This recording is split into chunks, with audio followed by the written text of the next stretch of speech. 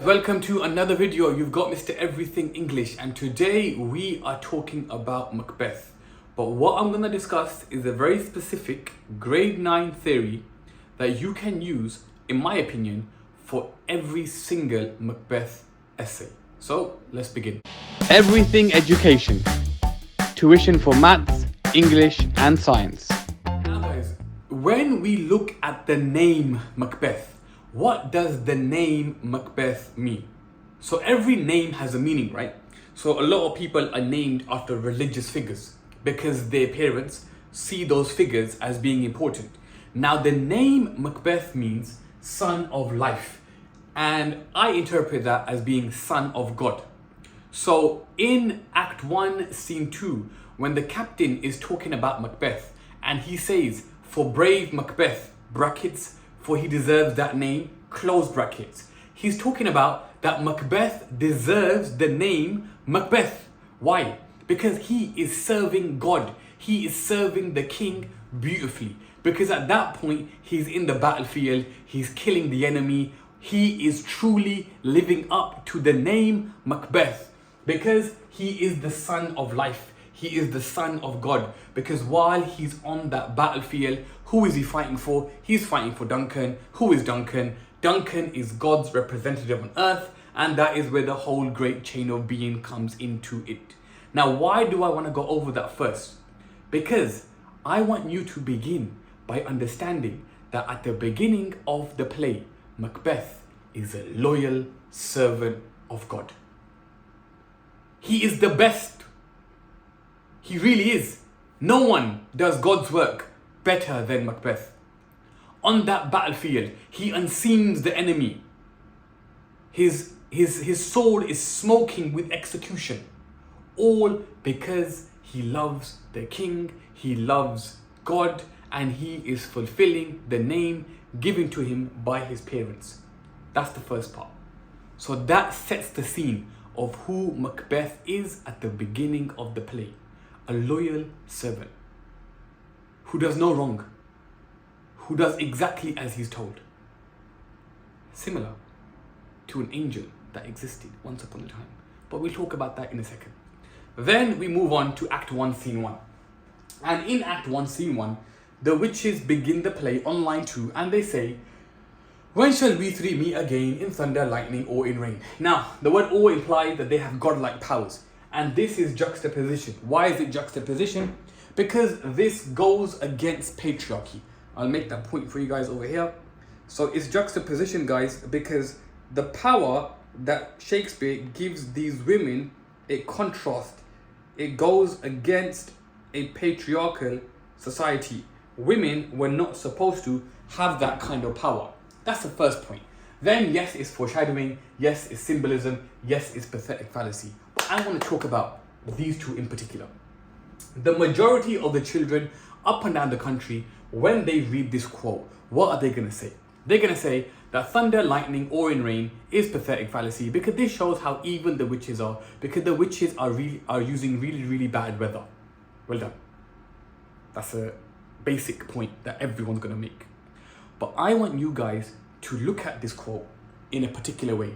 Let's go over the quote and then I'll give you my theory for Macbeth. So, first things first, guys, let's talk about thunder. When thunder takes place, thunder is heard. Thunder is not seen. Thunder is heard. Now, in Act 1, who are the characters who make themselves heard? There's two. The two characters who make themselves heard in Act 1 are who? It's Lady Macbeth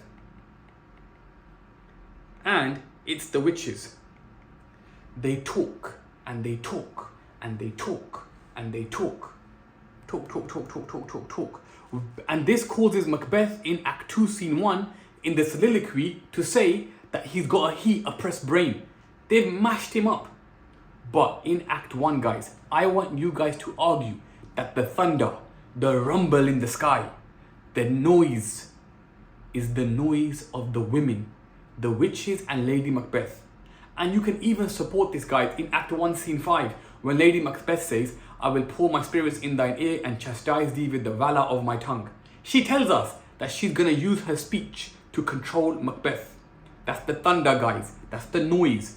Now, after the thunder, what happens? After the thunder, there's lightning. And lightning is a rare act. I don't know anyone that's been struck by lightning. Right? Lightning is a 1 in a million chance. Now, what is a rare act? What is a 1 in a million act that happens in this play because of the thunder, because of the noise? What is it? The lightning in this play, guys, is what? I hope you guys are guessing at home. The lightning that happens in our play is, so guys, the lightning is the act that is caused by the thunder. What is the lightning? What is the act? It is regicide. And what is regicide, guys? It is the killing of Duncan. That is the rare act that happens in this text. That is the rare, once in a lifetime, once in a million, it takes place. But you want to argue that the lightning is caused by the thunder. The act of killing the king is caused because of the talking, because of the noise that is made by the witches. Now, lightning is something rare. Not everyone is struck by lightning. However, my students, there is something that is very, very common, and that is the rain. When it rains, guys, everyone gets wet. Guys, when it rains, everyone gets wet. So what are we talking about here, guys? Here, we are talking about the after effect of everything. The thunder, the noise, forces the act of lightning, which is the killing of the king. But then everyone gets wet. The moment King Duncan dies, Banquo is killed, Fleance runs away, Lady Macduff is killed, her son is killed, Macduff goes to England, Malcolm and O'Bane, they run away, Lady Macbeth goes so crazy she ends up committing suicide, and then Macbeth ends up getting his head chopped off by Macduff. Nobody is safe from the moment the lightning takes place because the rain spreads. Now what can we link this to? In Act 1, Scene 1, when the witches say, fear is foul and foul is fear, everyone loves talking about that quote, but they forget the second line. It says, fear is foul and foul is fear, hover through the fog and filthy air. They're gonna spread, they're gonna hover. Just the way rain spreads, the evil is spreading. So you can argue that this quote, it foreshadows the entire play. It foreshadows the entire play. This one quote tells us everything that will happen. It will begin with thunder. Talking, talking, talking, the rumble in the sky. The thunder will cause the lightning, which is the act of killing the king, and then the rain, the evil, the after effects of killing the king will spread and nobody is safe. Now at this point, I want to talk about one thing. Typically, what do Shakespeare plays begin with? So for example, in Romeo and Juliet, what does Romeo and Juliet begin with? It begins with the prologue.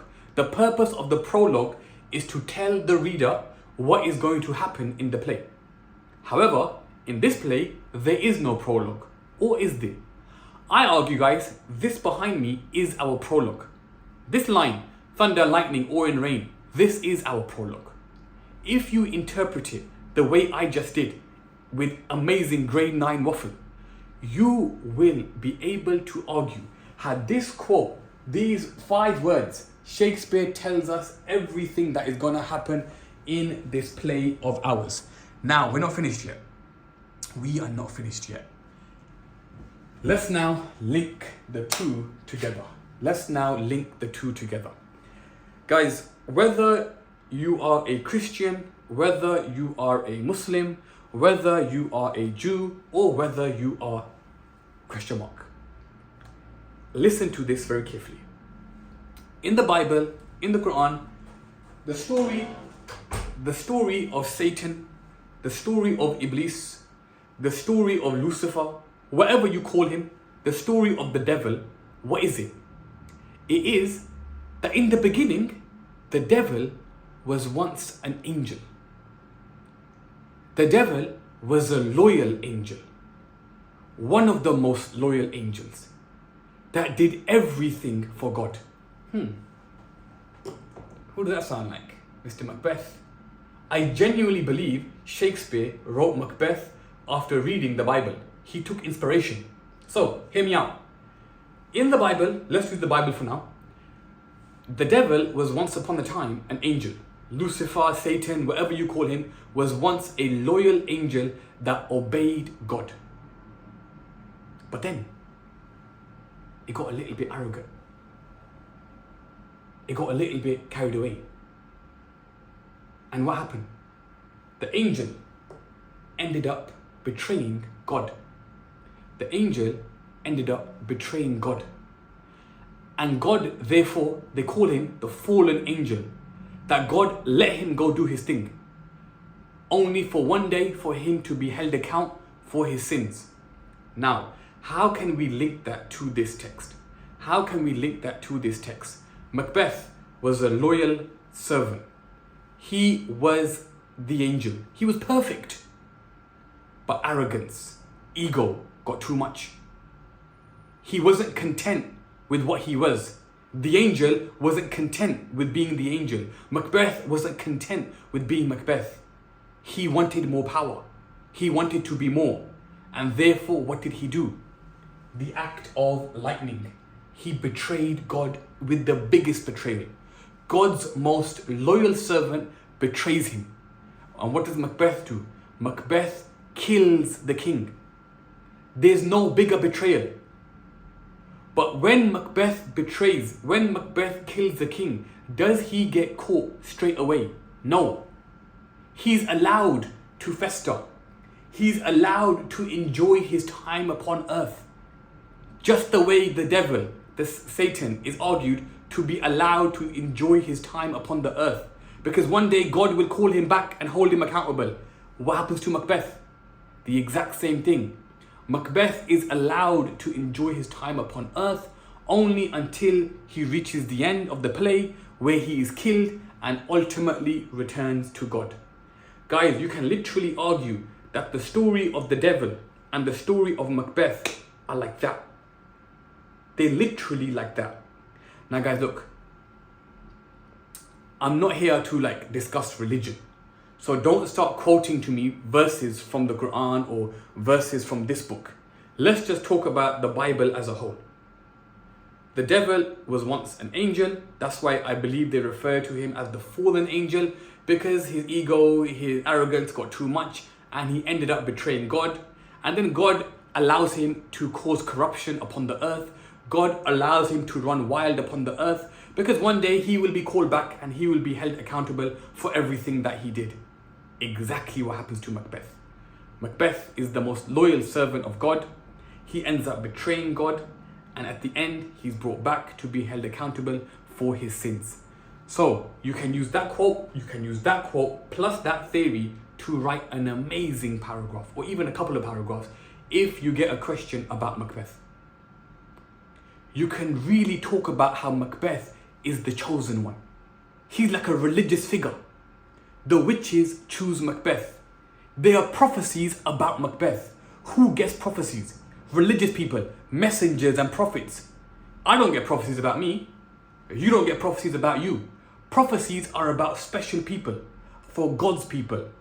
So this whole book, if you want to talk about religious or religiousness in this book, really use this strong theory about how Macbeth, just like the angel, goes from being the loyal servant to ultimately suffering for his own arrogance and his own ego. Guys, you've got that quote to use, you've got that analysis to use, and you've got the theory of Macbeth and the angel to use. Bring it all together and you can pull off a fantastic answer when discussing Macbeth in the play Macbeth. It's been Mr. Everything English. Peace.